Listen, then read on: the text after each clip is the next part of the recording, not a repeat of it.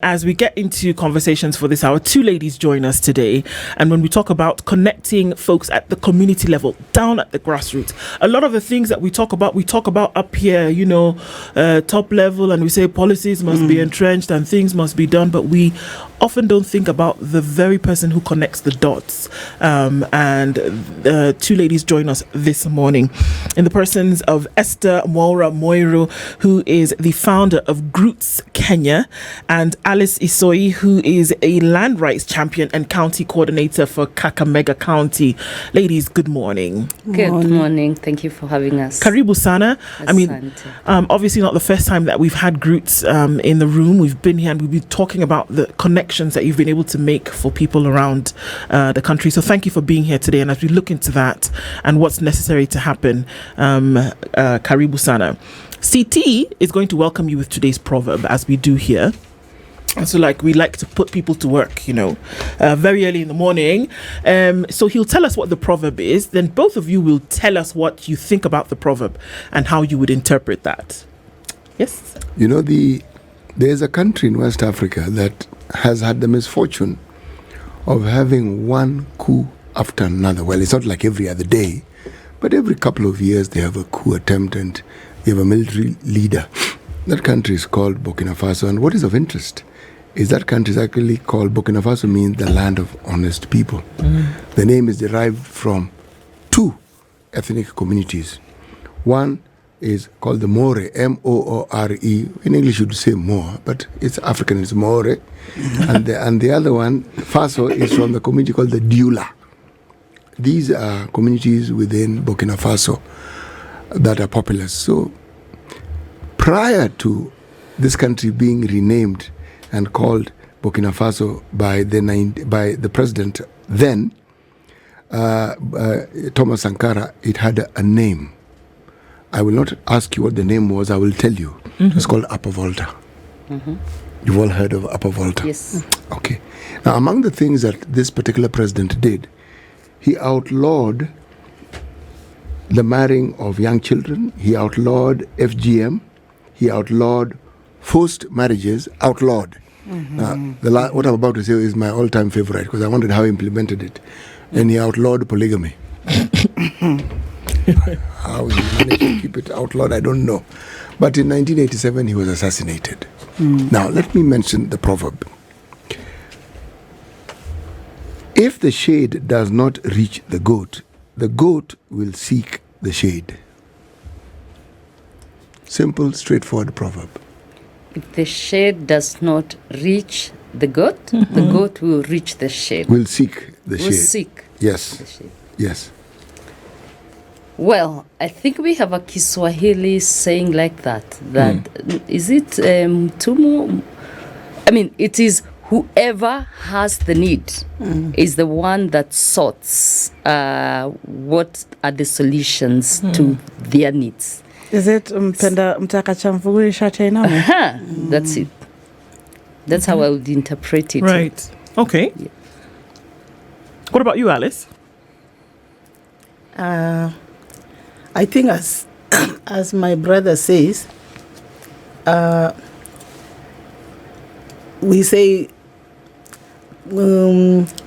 mgongo, taka mgongo kama kimeanguka chini, wewe ni kuinama na kuiokota. Yes, it's you to pick it from down because it's you seeing and it has dropped down. No one will pick it for you. So you'll use your back and pick it. Yes. You both understood the proverb well. Yes. Fantastic. And thank you for your responses. Indeed. The beauty of the questions we ask is your interpretation can't be wrong. Right. Because it is your interpretation. Yes. But you've done an excellent job of interpreting it. Fantastic. Yes. I mean, it's very lovely to have both of you here this morning. And, in addition to that, it's really looking into the connections that have been made around the country for the longest time, the importance. So, I mean, grassroots organizations operating together for sisterhood, that's what Groots is. And we see that the work that's happening, I mean, we've talked about work that happens in Nairobi, Kiambu, Kisumu, Kakamega, in the coast. and it's really connecting people at that level towards opportunities and also towards the realities of what's going on. So walk us through that journey in terms of, starting off with you, Esther. Walk us through that, why it is important to touch at the grassroots for some of the things that we talk of, at other levels. Yeah. Thank you so much. And I'd like to start why Groots and what is its relevance with today's context. So as you know, this year the world is celebrating the 30 years since we put together the Beijing Platform for Action, which is an action plan, agenda to empower women and to deal with women human rights that was done in UN conference in 1995, popularly known as the Beijing Conference. Yeah. So Beijing Conference happened 30 years ago. In the past, it used to be every 10 years, there is a women conference that would happen. But we haven't seen another UN conference on women happen since the Beijing Conference. Why? Because the world believes that the Beijing Platform for Action, it is the best document we've ever written, that if it was implemented, it would actually deal with a lot of almost all the things we talk about gender inequality. But so the women's rights organization globally have refused to reopen the discussion for the Beijing Platform for Action. Because it means if 10 years after 1995, you have another conference, you reopen that and rewrite a new document. So that's why we've not had any other conference. But tells you how significant that conference was. And I happened to have gone to that conference when I was barely 25 years old.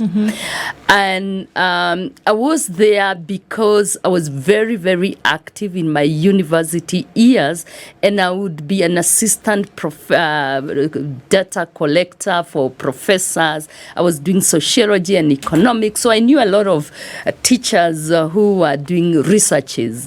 And I came from a very, very, very poor background. And so for me, I had understood how to earn my living. So for me, that was good, but also gave me something to educate my siblings, to do what was necessary for my life. And so I was able to understand there was this conference that was upcoming. And in 1994, there was a big conference of women from all over the country at Nairobi University. That time I had already finished university. I was working for the Urban Development Department, and I was working for a Dutch organization, and we were doing a lot of training using video clips. And I asked my boss, because remember I am attached to University of Nairobi, where I went to school, so I know my professors. I'm supporting part of the work going to Beijing, women preparing. And I asked my boss, can I use, those television tubes that we used to have, the big ones, can I use them and bring to the university so that as the women have finished their discussion, I can put up the clip for them to watch? And so that's how I got to know that Beijing was happening. So I brought this, my boss allowed me to bring this, and I would also participate. And then I was given the work to take notes by the women, because they were, KYM, the free work. Yeah. So I did a lot of voluntary work. And by the end of that meeting, they had found a good tool to take to Beijing. So I went to Beijing, China, and I was going to support the women that was going to Beijing with just really voluntary work, clerical work. And when I was there, remember I said I come from a very poor background. Right. And I come from a very poor village. And for me, it was shocking to find at the heart of where the NGOs were convening a tent where there would be the likes of my mother, the likes of my neighbors, talking about development issues. And I was fascinated. And any minute I would get my time, I would rush to this tent. And this is where I understood there was an organization called Groots International that had been started in 1985. And so immediately I came back here, I said, oh my God, I'm so surprised by this thing. I want also to build the capacity of women from my village and from the community so that they can speak for themselves and travel to such conferences. Right. Because truth be told is that in the main conferences, these women were not there. They were only in this tent. And the people who would speak about lack of water, no toilets, gender-based violence. They didn't really get it, huh? They were not the people who were suffering. The people who have these issues were in the tent. And this, for me, this disconnect was so clear from my lived experience. And I really came inspired that I wanted to build the capacity of grassroots women in this country who would also be engaging with development with clarity. Yeah, so that's how Groots Kenya was founded. So when you talk about building and empowering women at the grassroots level, we're talking about, when we hear grassroots, obviously, excuse me, we're not talking about the folks who are sitting in the hoity-toity office somewhere, We're talking about at that level where you talk about some of the things without access to sanitation, without access to capital, without access to food regularly. So when you talk about empowerment, what are we talking about? Going around and handing out food rations? Putting up a mobile toilet? What are we saying? So first of all is giving the voice, the agency and the leadership to these women who are already experienced this situation of the lack or the things you've talked about. Women who more often than not, we kind of think they are beneficiaries of the work we do. But they're actually active participants who are contributing with resources. So it's making sure, first of all, they are engaged and they are able to become part of the discussions and they are able to bring the solutions. The second thing is making sure they can envision the change that they want.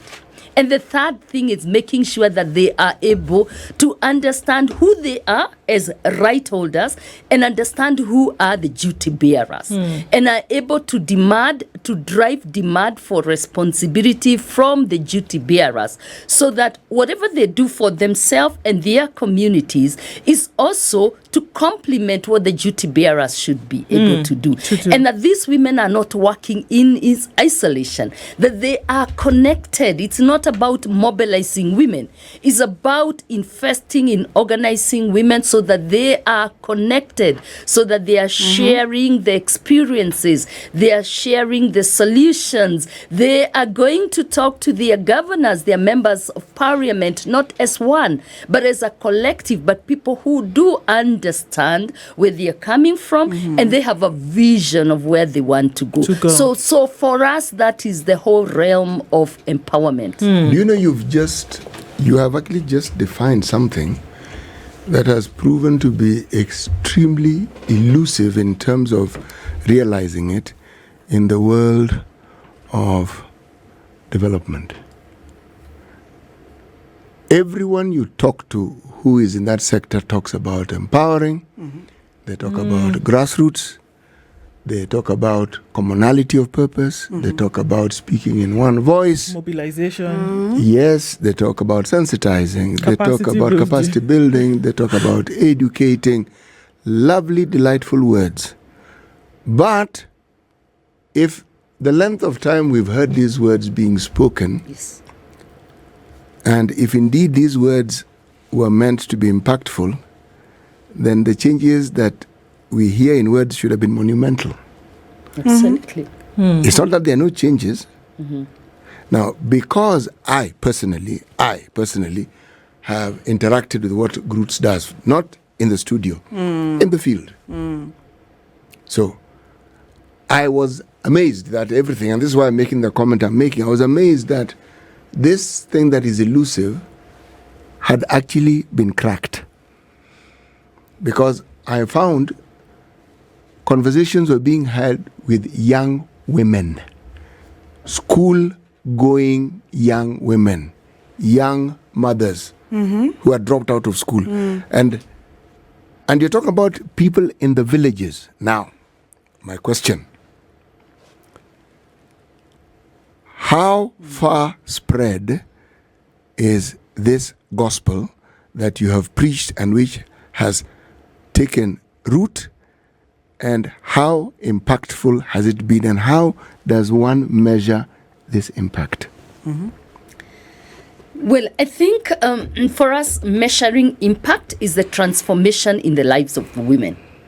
I was in Groots for 22 years as the executive director, and I left 2017. So I am still the strategic advisor for the organization. I'm here because today there's a big meeting that is going to be happening in Duberry Stadium, where there'll be about 500 grassroots women from 22 counties here in this country celebrating what Groots has been to them for the last 30 years. So first of all, that tells you the reach. We are solidly in 22 counties. What does that mean? That if you go to that county, you will find at least the governor or the deputy governor knows there is an organization called Groots Kenya. That you will go to those these counties, and you'll find not less than 100 women, the likes of Alice, who, when we started working with Alice, even constructing a word in English, and she's not stupid. She has so much wisdom, but because the way development and the way the marginalizations happen, they are segregated to a corner that they don't interact with what we call development. But when you start bringing them into the forefront, they first of all realizing, unleashing their own potential to make sure they they first of all understand what vision of change that they want.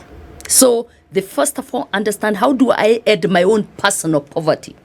One thing I tell the women, because I have lived in poverty, I told you that I always say that if you want to glorify poverty, you will never be my friend. I have lived enough of it. And so I ran away from it. So first and foremost is getting women out of poverty. Right. The second thing is making sure that they can claim and drive demand, so that they can go to the member of parliament and say that you actually commissioned this road. This was the quality, but we have not gotten this quality. And this is and they can understand what the quality. They can go to a community and do a comprehensive mapping of what was adjudicated as public land for market, for schools in 1963. And they are able to go to the Survey of Kenya and demand for that map. They are able to go to the county government and demand for that map, and really construct the history of the public land in their community and say, why do we have this church inside the primary school? It wasn't supposed to be. This is how it was constructed, and say, okay, so that's why we're not having enough space. So this is why we cannot actually get the road recarpeted, because all of you have encroached the road. We are bringing to you the map. So look at this map. This is why we are getting the river flooding, because we can map the riparian river path from the high levels of the land to the lower levels of land, and we can say who is within the given 50 meters away from the river. And they don't have to go and tell the chief, can you tell people to move? They'll bring the communities together. They will talk to them about the disaster of cultivating inside the river, and they will give each other the time frame to be able to move away from the river riparian. So it's a question of how do they work, and if people don't move, then they use authority because they have the capacity to negotiate. Yes. And it's actually beautiful how you're articulating this, having given us your story from where you came from to who you have become now. The how is my question. Culture can work against or for you, and giving them a voice is a very good thing. But how is culture working with you in that regard? Because I'm sure you're talking about 22 counties. So all these women are in different setups, right? How is that working for you?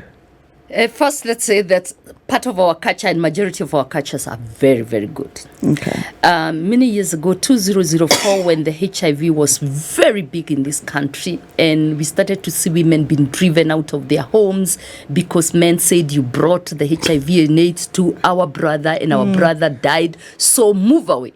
And it was so rampant. The girl children, the orphans were being thrown out. And we asked ourselves, what is this about women being driven out? Is it truly our culture that actually land belongs to men? Is it truly our culture that a man can just bring a woman in the home just because this woman now is worn out for the burden of work that she's been done and she doesn't look as beautiful as she always looked? Oh, wow. Is it possible? Is it that our culture? And we brought 9 cultural leaders in a room for 2 months. The Luyas, the Kikuyus, the Masais, the Borans, the Kabas, the Luos. There were 9 for 2 months.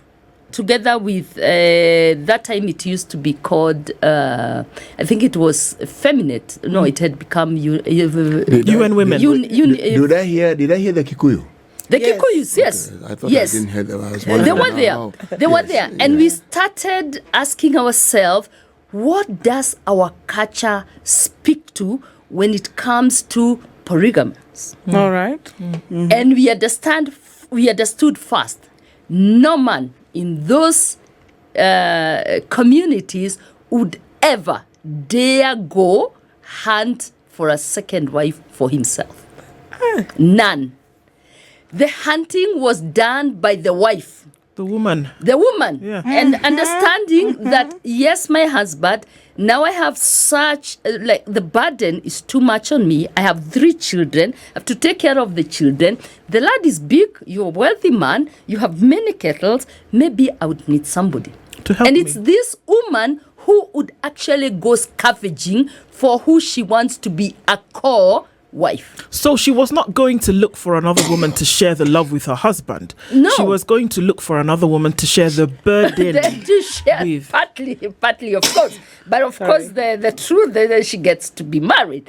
And so, but what I'm trying to say, it's not like where now men come to Nairobi. Okay. They move out of the village. Right. They take a new young woman. Correct. They live with her in the city. And then they go and show up in the village with this woman. It's different. This woman understood the level of resources that the family owned. And she had control. This is the point I was making. She had control of the resources that the man owned. Right. And she knew what is the share, and they shared very nicely. That's why when I grew up, I found my grandmother very happy with the co-wife. They were always together, never left each other. They were good friends. But now we don't have it. They knew what they were Because doing it's then. not facilitated. Let's look very quickly, and then we're going to take a break and we'll come back and continue. But Esther, it's just interesting to get some of those insights. Yeah. Alice, now, because now you are right there. You're at the ground and you're seeing what are some of these issues that you deal with that need, I mean, we're going to use those big words again, that need empowerment, that need capacity building, that need mobilization. What are the issues that you see women dealing with that you've now been able to, coordinate for them to start to get out of? Yes, in the communities we have the women, most women are being affected with land rights, disinheritance, and then we also have a problem of GBV, gender-based violence. Okay. These are the issues that are affecting the grassroots women. But we were seeing when, for example, Esther had touched about when your husband dies, you are disinherited. During the time of HIV and AIDS, when a man dies, this woman is supposed to leave that home. And when Esther came with that knowledge, our work was to see that we make dialogues. We had what we call the watchdog groups. The watchdog groups was formed to oversee the issues, the rampant issues of the disinherited women. And these the communities were looking only at land, because when your husband dies, the community or the relatives looks at the land, they sell the land, and then you are inherited even the whole property. So we formed watchdog groups. These watchdog groups was combined of the village elder, the chief, the 2 grassroots women. When they form that group, this is the group that is going to help in addressing these issues. So the grassroots women, what we did was to see that this woman remains in her home, because when she goes out of that home, she will go and rent in a shop. When she rents in shops, the same family, they will go for her as a friend. So you will see that HIV and AIDS is being spread more than, in fact, what it was. So some of the issues is to see that this woman, we make the follow-up of the land. We used to take the problem or the issues. First of all, if the community will not address the issue, we make sure that we take the case ahead in courts. And when they go to courts, when we take this case, because this woman was lacking the guideline, where is she supposed to go? So we lead her in court to go to legal rights. And then what we used to do is to see that these other grassroots women, we follow her even up to in court, so that when this case starts, the women are there standing with this woman. Sure. And then the magistrate will look at that and see there is something going on. So we made it very powerful in that when she comes in, we all enter that court. When she goes out, we are moving out, but now we shall go back also to ask in a place where we want to know, this case is taking too long. All right. And this woman is the right woman of this land. So we want her to own her land. Yes, her to land. own her So land. that's part of the issue, and that's why we have women land rights. And we still address those issues. The only challenge is that the cases take too long. In courts. Okay. But most women, as he had talked, that how do you know that you are doing the work? We map the lands and the women that are being affected, and because they know the movement, they have to reach us. Some reach us and some we reach them. All right. Okay. That's how we address our issues. Yes. All right. When you started off, I mean, some of the things that you talk about, Esther, was that, there are issues of, not having proper sanitation and how it affected women, not having access to your land rights in the case that your beloved, had passed on. You don't have access to capital to start a business and not able to take your children to school. Those were issues that affect everybody, but then affected women at a great scale. Today in 2025, are we looking at the same issues that were there that took women to Beijing in 1995? They manifest differently. Issues manifest differently. If you think when we were going to Beijing, China, it was very unlikely you would find women in the community that understand how policies are formulated in this country. And we do know how policies are formulated, and a lot of many community leaders do know now, from planning to budgeting to the entire budget cycle, because it's an investment we've done. But unfortunately, the problem is corruption. We have significant corruption that has made it almost impossible to make gain of the investments that we are making. And I think that is how the things have mutated. Before, you wouldn't have a woman who've not gone to school come back to school, go up to Form 4. She dropped in Classic, go to Form 4, and is able to become a chief. Now we do have them who are members of the administration in the government. At least Groots Kenya has hundreds of them that have been appointed and employed as chiefs in this country. I think the problem is that also in the sense when we were going to study sociology, economics in the university, we'd been taught about this is where you go to provide service to the people. It was like being a nun. I remember because I went to Catholic school. We were oriented, if you wanted to do community development, it's closer to being a nun, where you're serving the community. We've so much professionalized the work that it is what he was saying, big words, and many of the people go to school so that they can be employed by the NGOs because that is where money is. And that alone has been very difficult to orient the people coming to the industry in many times. What does transformation mean? So it's harder work to get people who are coming from university to actually work with the likes of Alice from point A and work with them to point Z or to point P. Why is it difficult?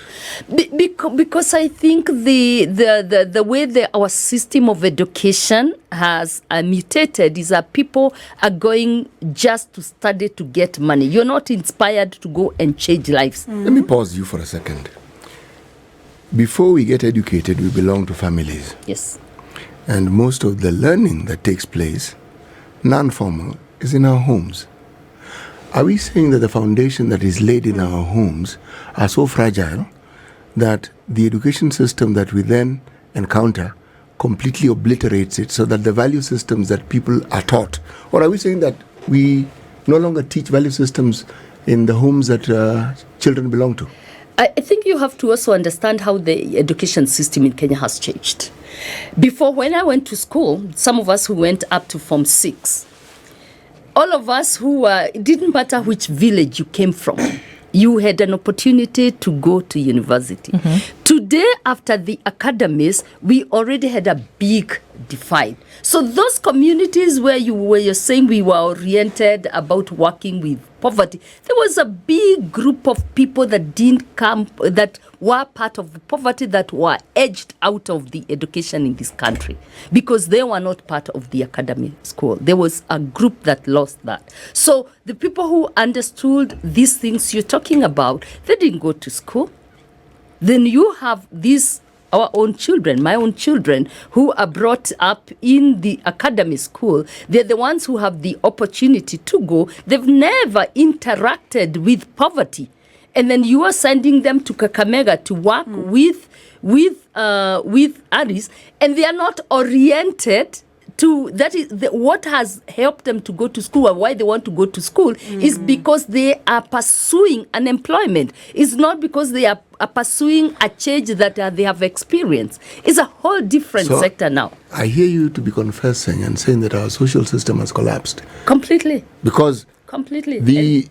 We didn't have academies because I was of that older group that went to Form 5 and 6, where jobs would look for you after Form 2, Wonderful. Form 4. University, some of us, I had a letter where I was supposed to work before I finished my exams. I say this because there was a time when children were inducted into the rural homes that their parents came from. You may live in town, but literally every holiday you were at home. So you never really lost touch with where your roots were. So we are saying that in this modern time, that isn't the case. So the disconnect has continued to grow. Because even if you are in some, as Ndu likes put in some hoity-toity school, where you speak English through your nose, you are inducted into the rural life, or you will not escape it. Because you will understand with great intimacy. Because when you go to the rural, like, what do? You live the way other people live. You're not going to import some. No, you will do exactly what everybody else does. Rome. 1, 2, you'll speak the language of that community. Yes. Now. But as this was changing, remember, poverty is growing. So Yes. a critical mass of people are living in poverty, and they've been edged out. Actually, what you say is true, but it connects with what I'm saying. The socialization that we speak of endeared one into understanding that you needed to look after your parents and you need to look after your relatives. You needed to. So the moment that changed, then what you're saying became a reality. So then, I mean, Alice, you see, you interact with these situations every day, one would assume, right? What are we looking at in terms of a situation that we are saying that people are still going through today that needs attention? I think these issues, can you repeat the question? What are the problems that people are still facing today? Problems that are still there are the gender-based violence. Those are the two now that you had mentioned before. Yes. Okay. People still have a challenge in implementation of policies. Number two, the way the duty bearers or the office of the where we need to take our cases. For example, in the police. Even though we work with them, but now you find out that there are times you can take a child who has been defiled, they need a P3, or a woman who has been raped, they say you have to pay some money.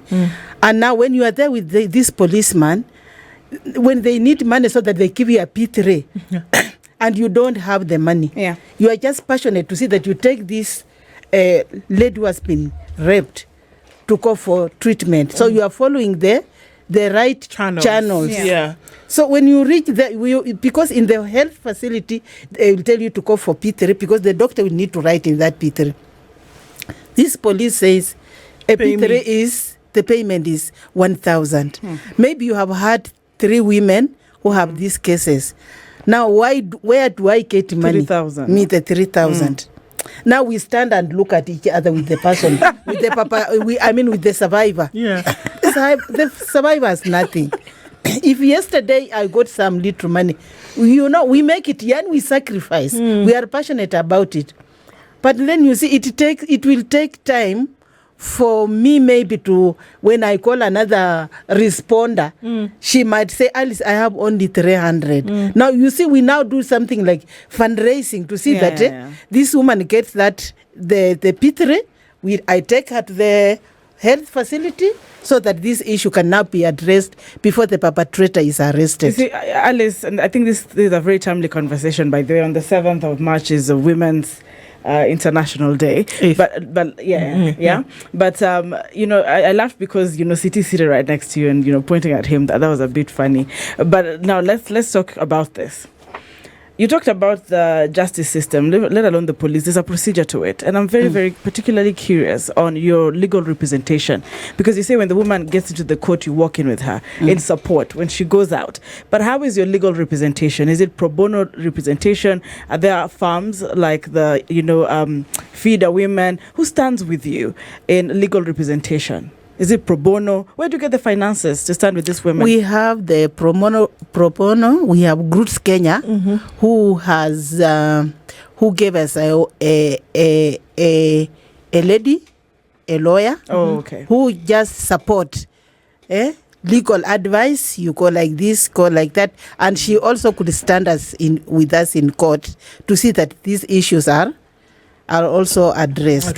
Yes. And the women themselves also support each other. We support each other. All right. To see that maybe our problem are reduced. Yes.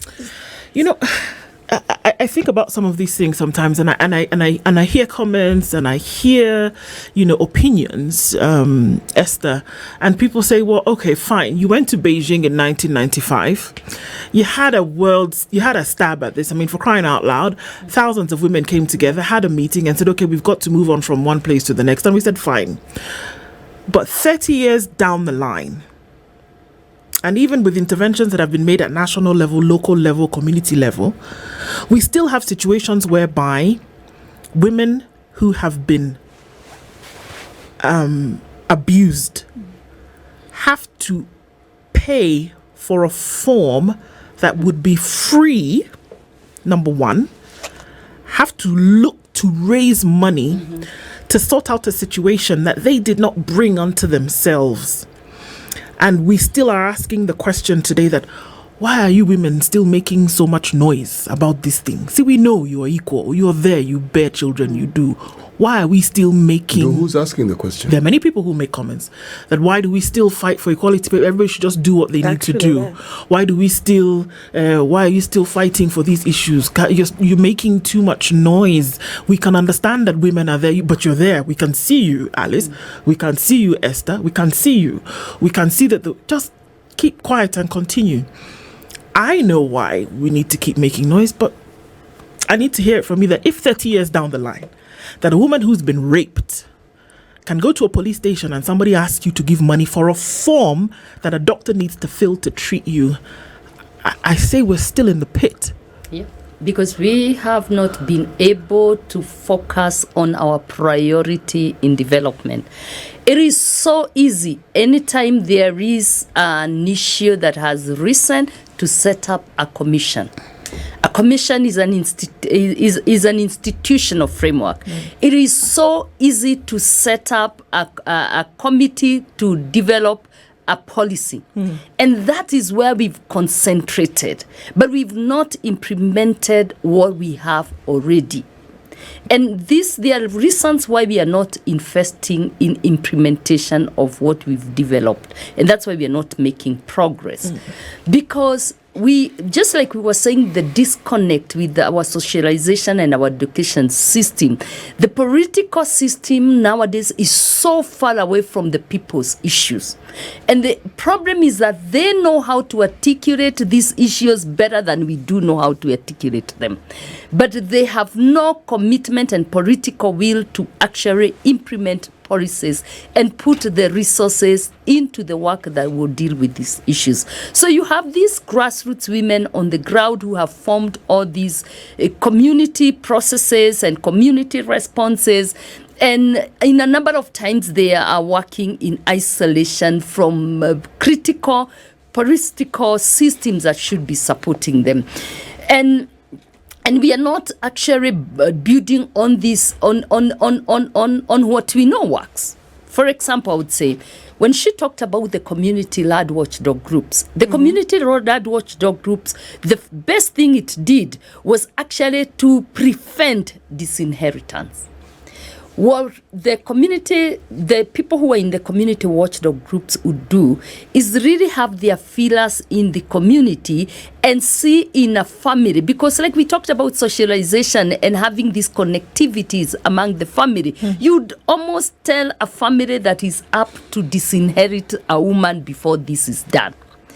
And so these community watchdog group members would go to actually the barrio committees and invited in the various committees in the village, and they would make sure that the woman was integrated in the discussion. That would make it almost impossible. But because the system at that time wasn't very supportive, it only ended up there. But luckily we had this justice, was it Mutunga, who came as the Chief Justice. Willy Mutunga. And he looked at this kind of practices, and that was why alternative dispute resolution mechanisms bought and drew from such processes. We contributed a lot in the development of the alternative dispute resolution mechanisms in this country, drawing from the work the community-led watchdog groups have done. And that is what I am saying, the implementing and drawing from the solutions that we've done. And then secondly is the land issues. We are very passionate about the land issues. Right now where I work, I'm the global women's, the global advocacy director for women's land rights. We are very, very, very passionate about. Because land is not only a productive asset. As women, it's our heritage. The minute you remove me from the land that I call this is where I belong, you have actually destroyed my heritage. So it's my heritage, and therefore I have to own it. But it's also a productive resources.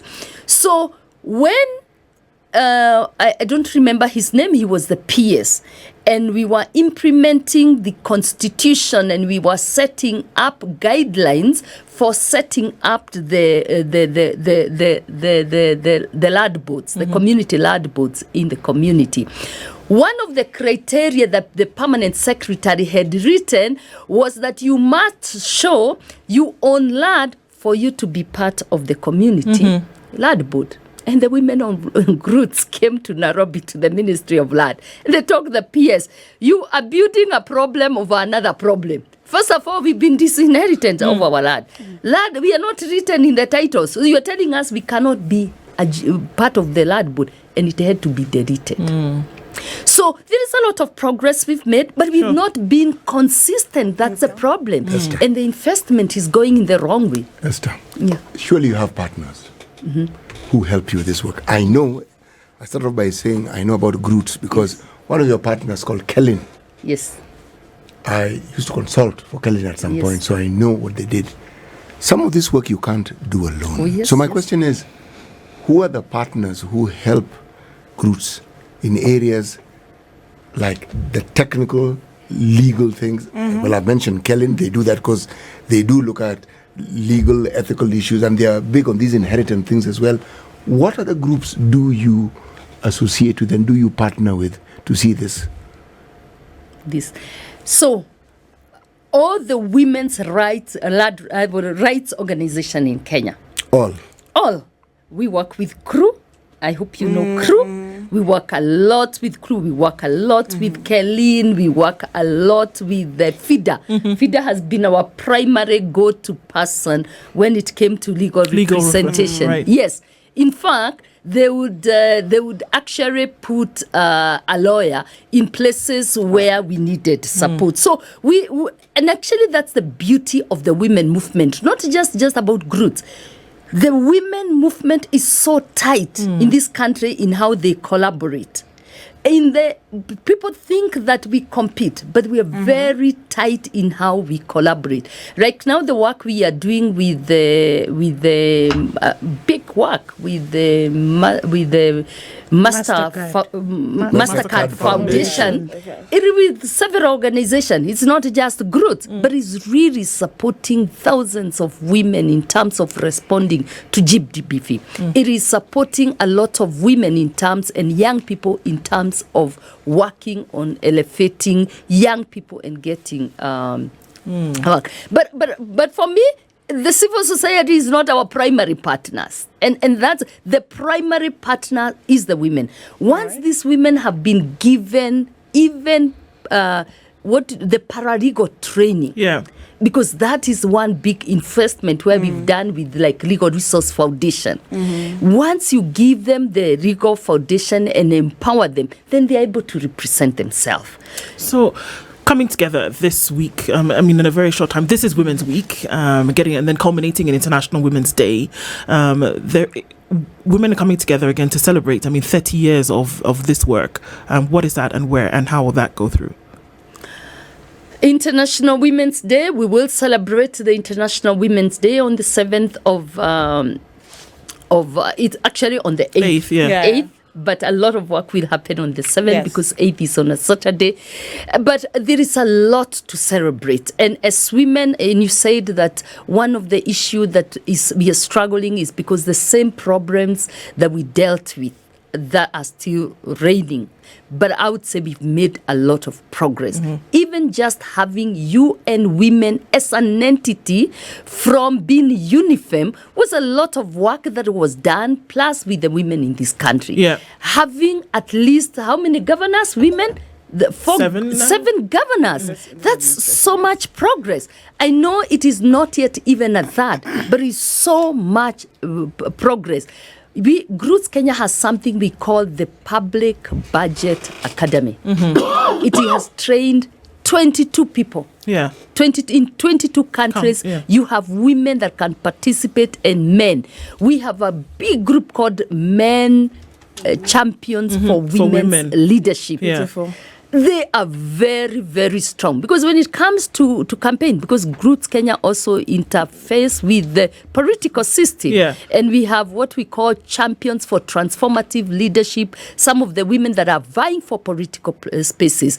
And men are very supportive. There's a lot we are going on. celebrating what we have gained. I mean, and it's great that we do, and now taking this time to commemorate that as well, but then hoping that the work that is done does continue.